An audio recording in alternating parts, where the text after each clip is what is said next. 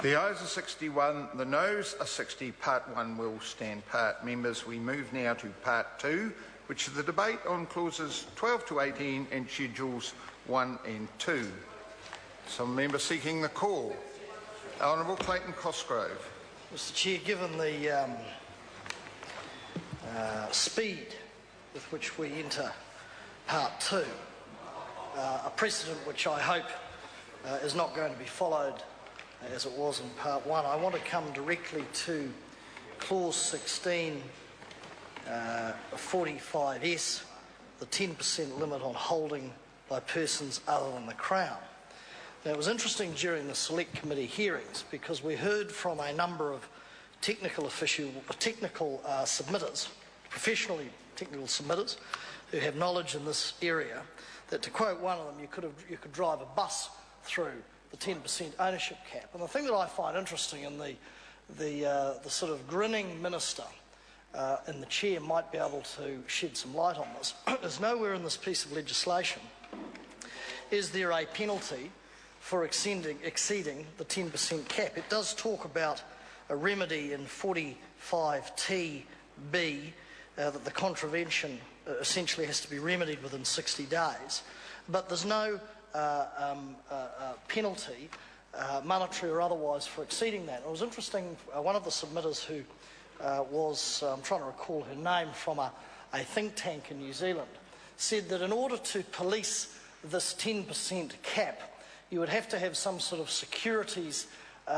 police force, I think was the term that was used, actively policing and scrutinising every transaction.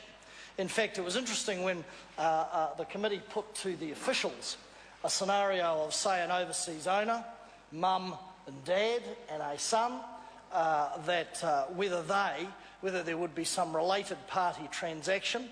If the answer was if the son was to buy 10% and mum and dad were to buy 10% as well. The answer essentially was if they were under the legal age of an adult, then they were under the influence of their parents, then there would be. Once they hit the legal age of an adult, they could buy 10% and there wouldn't be a problem. So there are a number of difficulties and problems with the 10% cap such that it is. The question is in respect of nominee trusts also. Well, the trustees corporations and others who can exceed the 10% cap, they have an exemption.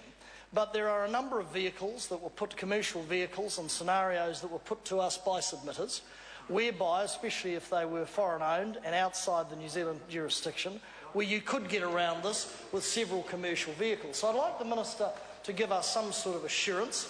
He hasn't in the past, he hasn't addressed the issue, and maybe like other issues in respect of power prices, he hasn't bothered to ask the question because he doesn't want the answer.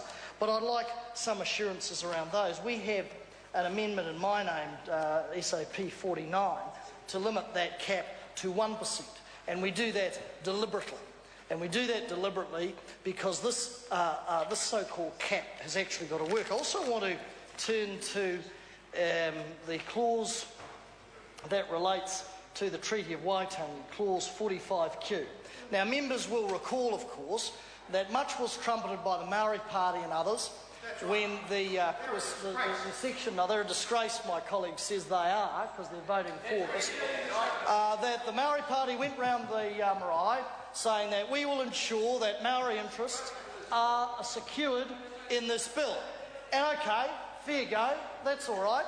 We thought they were acting in some sort of responsible way until Whare in the form of the Honourable Georgina Tehuhu, former National Party Cabinet Minister, turned up to the committee, and a respected lawyer, Whare armed to the teeth with legal advice, that essentially on questioning told the committee that the so-called replication clause in this bill, taken from the SOE Act with a tweak of course, 45Q, did not preserve their treaty, customary, legal or property rights.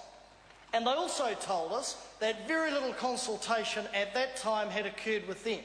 So I say to the Maori Party, of course, who went around the marae, trumpeted that they were the saviour of Maori interests, that they had forced the government, put their feet to the fire, to put in a replication clause to look after those interests. Well, Georgina Tahihu and Te Wharetoa don't agree with that.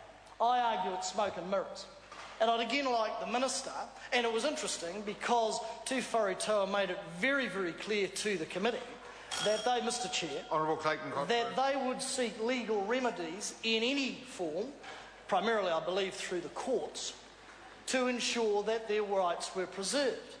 Now it's interesting, the Minister's officials, because we asked for advice on this, and like many times in that select committee process, we had an absurd situation where we posed questions to the officials, and I don't blame the officials. They're under instruction both from the Minister and we know from the Chair, who instructed them in the Select Committee to bring their report on a particular date ahead of when those submissions had been made. And we found out, directed by the Chair on his own admission, presumably under instruction from the grinning Minister in the Chair, a report was prepared by Treasury on the submissions prior to those submissions being concluded. One of the issues that we pursued with the officials was whether they were confident that Te Wharetoa's concerns had been addressed. And we found out that yes, there was consultation with Māoridom, yes there was, but when we'd asked these questions, the answers we got back were based on a cabinet paper that post-dated those consultations on the marae, but predated Te Wharetoa's submission to the committee. Now I assume that the officials, being diligent and professional souls that they are, would have put the factual situation to the Minister, and the Minister would have said, scrub that. Now at that point we wanted to pursue these issues directly with the officials, and at that point of course we now know, and the record shows it, and the minutes of the Select Committee, that these members, the government, tried to block up until last week, but we got them out anyway, and legally and appropriately, because they didn't want the public to know that at every step they'd block questioning. We now know that the chairman of the committee moved that opposition parties should prepare minority reports prior, on the same day, as they asked officials about these substantive issues, like Te Wharetoa's concerns. We were to prepare minority reports, have them submitted to the committee prior to the officials coming back with those answers.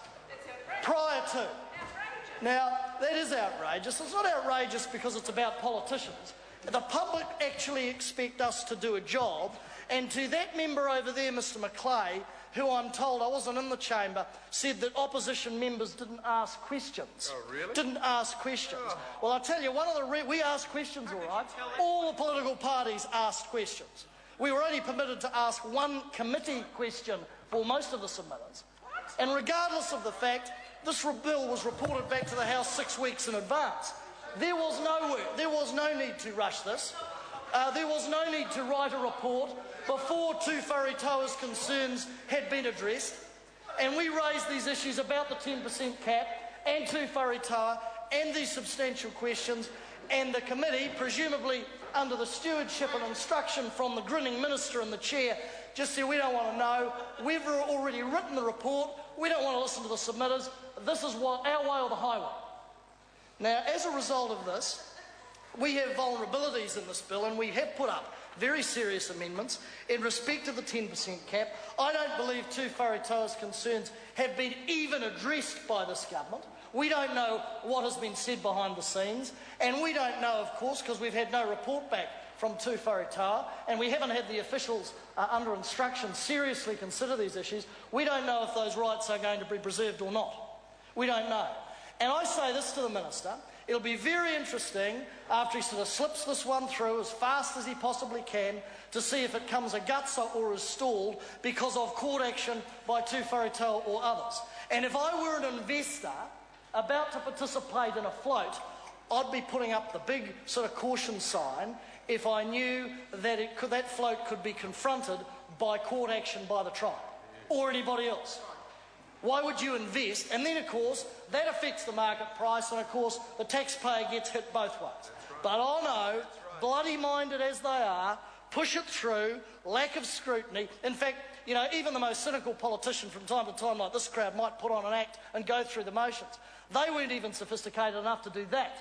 It was blatant, it was in your face, it was we don't care, we've written it, we've done the report, we don't even take seriously the issues put forward by one of their own former cabinet ministers and eminent lawyer, the Honourable Georgina Tahihu.